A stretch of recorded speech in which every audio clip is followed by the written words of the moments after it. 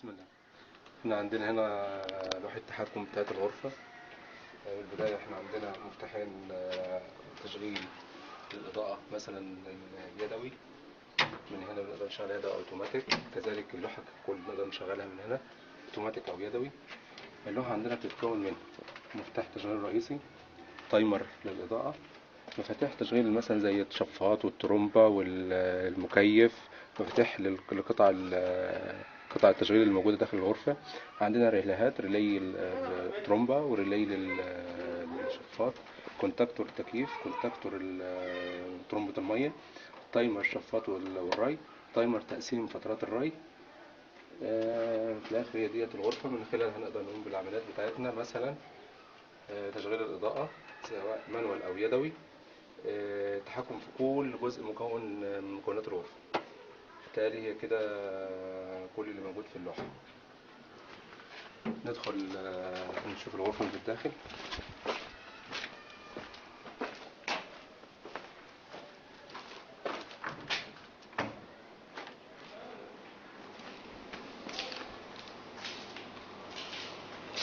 الغرفة هنا معانا زي بقية شغلنا أو زي معظم شغلنا، مجموعة استندات بنحط عليها الصواني بتاعتنا، فيها الرشاشات بتاعتنا، الإضاءة بتاعتنا من كشافات ووتر بروف، وحدة التبريد أو المكيف المستخدم هنا هو مستخدم هنا مكيف منزلي.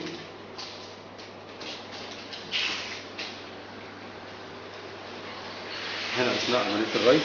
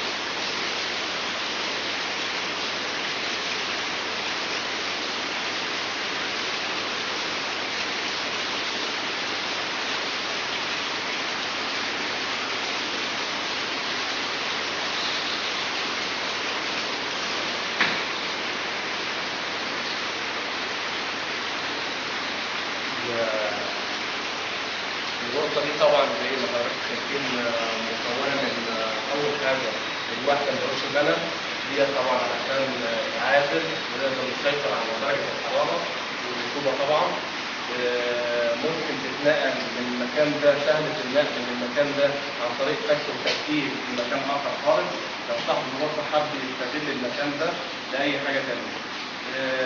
سندوتش بلد زي ما احنا قلنا، استندات 4 استندات معموله طبعا بالامكان عشان مقاومه الصدى والرطوبه والكلام ده كله.